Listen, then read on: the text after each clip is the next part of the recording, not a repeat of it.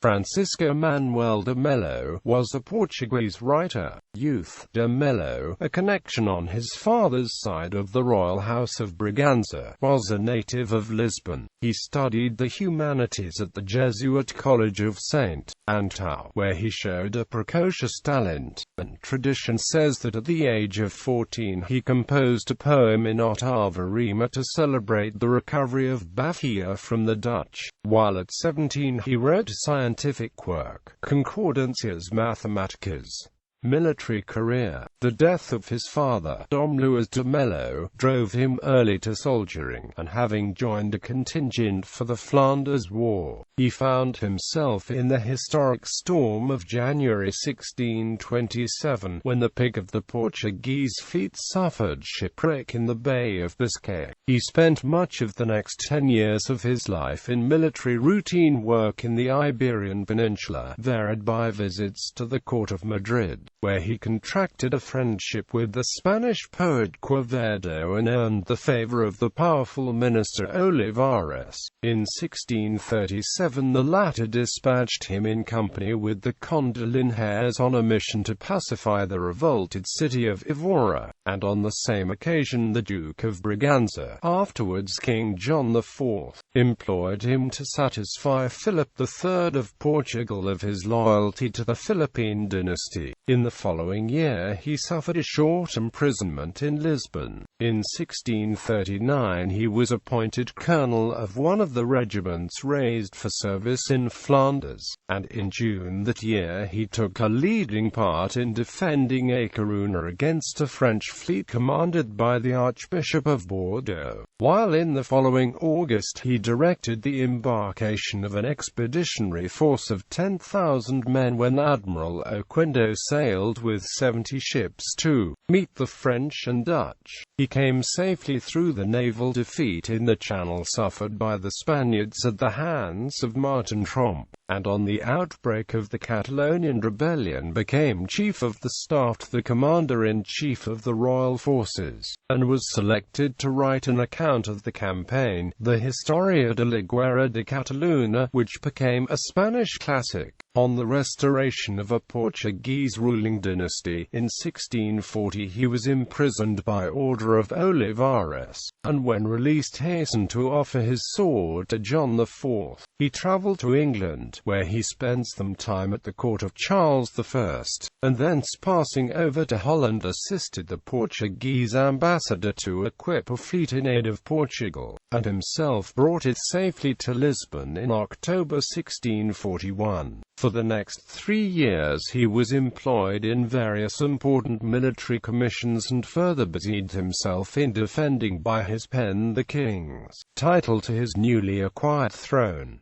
Imprisonment and exile. An intrigue with the beautiful Countesses of Villanova and her husband's jealousy led to his arrest on the 19th of November 1644 on a false charge of assassination, and he lay in prison about 9 years. Though his innocence was clear, the court of his order, that of Christ, influenced by his enemies, deprived him of his commender and sentenced him to perpetual banishment in Africa with a heavy money fine, and the king would not intervene to save him, owing perhaps to the intercession of the Queen Regent of France and other powerful friends. His sentence was finally commuted into one of exile to the colony of Brazil. During his long imprisonment he finished and printed his History of the Catalan Revolt, and also wrote and published a volume of Spanish verses and some religious treatises, and composed in Portuguese a volume of homely philosophy, the Carta de Guia de Casados, and a memorial in his own defense to the king, which Herculano considered perhaps the most eloquent piece of reasoning in the language. During his exile in Brazil, where he sailed on the 17th of April 1655, he lived at Bahia, where he wrote one of his Epinaphras de Varia Historia and 2 parts of his masterpiece, the Apologios Dialogues.